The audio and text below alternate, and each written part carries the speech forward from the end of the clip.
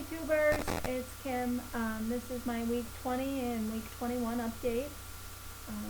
It is October 17th and it's a chilly fall day here in upstate New York. It's been really cold lately.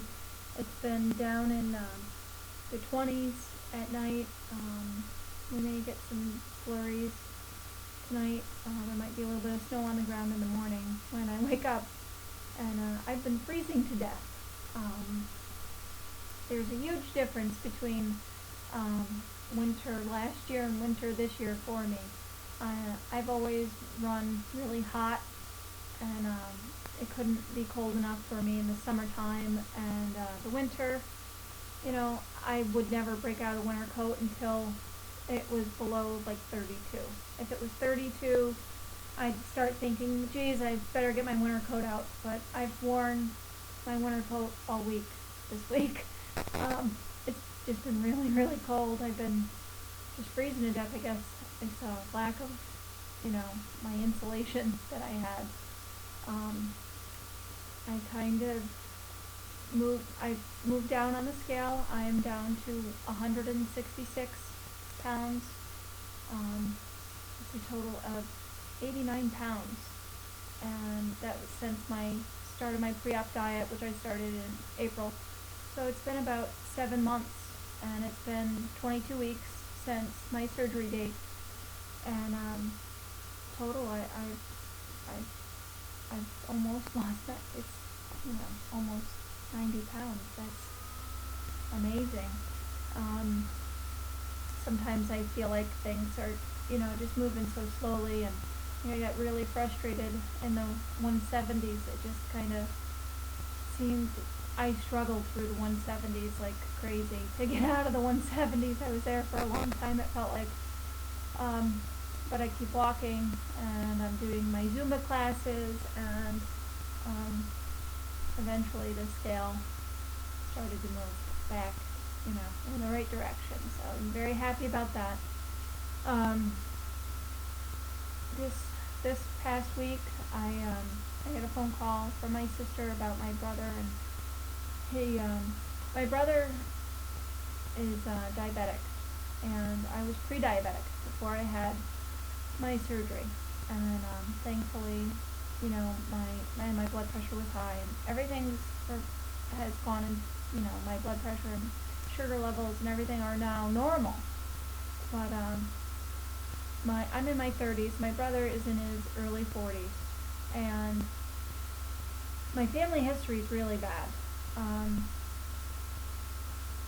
And this week my brother's kidneys are failing. And it's because he's diabetic and he doesn't take care of himself. And it's really scary, because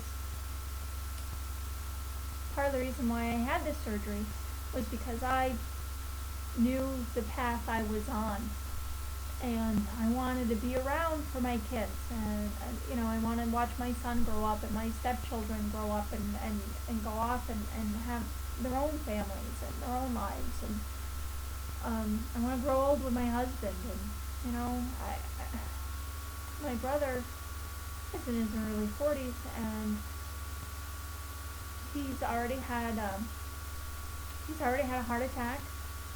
He's had 3 strokes, and now he's refusing dialysis. This has been over the past, 4 years. He's had, some major issues, and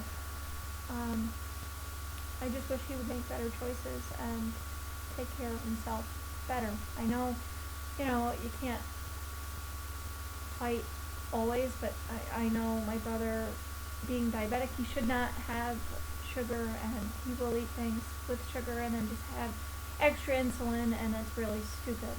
And it's just awful, because my brother has 3 kids, and they're going to be without a dad,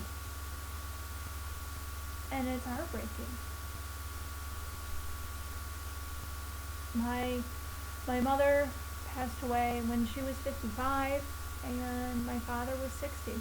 I was in my early 20s, and I don't know if my brother's gonna make it to C50. Um, I'm just really scared for him, and you know, you just want to take him and shake him and say, you know, you gotta take care of yourself. You gotta, you know, but he's a grown up and he makes his own decisions, and you know, what can you do? So, but it just brings me back to why I chose the surgery and why, you know, I made the choices I made, and you know, why I walk every day, and why I want to, you know, continue on trying to live a healthy life for the rest of my life. I don't want to just, you know, live a long time. I want quality of life. I want to be able to, you know, walk up and down a flight of stairs and not be out of breath, and, you know, not have my knees hurt like they were. And, you know, there's just tons of reasons why, you know, I made my choice to have surgery. And, I mean, everybody has their own reasons why they have surgery. You know, and the number on the scale is only part of it. And, you know, I guess that's all I really wanted to talk about. Just let you know I'm doing okay. I'm doing good. I'm down to 166 from 255, and things are great. I don't want to take too long. I will show you. I've got a sweatshirt on my sister gave to me. It didn't fit her anymore, and I was always the heavy one in my family, and now I'm actually smaller than my sister, and it's really weird. But I want to show you. It's cute, sitting on the floor. So I'm gonna stand up, and it's a American Eagle sweatshirt, and I've got size 14 jeans on. They're from the Avenue. I had to think about that for a second. And I guess that's about it. I just wanted to, you know, if anybody's having a hard week, I guess, you know, I'm the same way. I guess I just need to think about not being pre-diabetic and not having my blood pressure being through the roof. And, you know, if I'm having a tough week, just to keep that in mind and to know I'm doing the right thing. And I guess that's about it. Everybody else is doing great.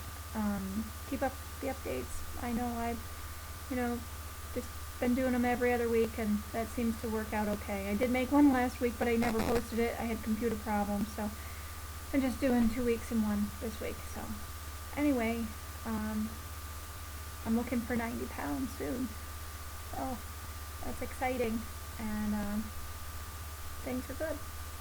I've noticed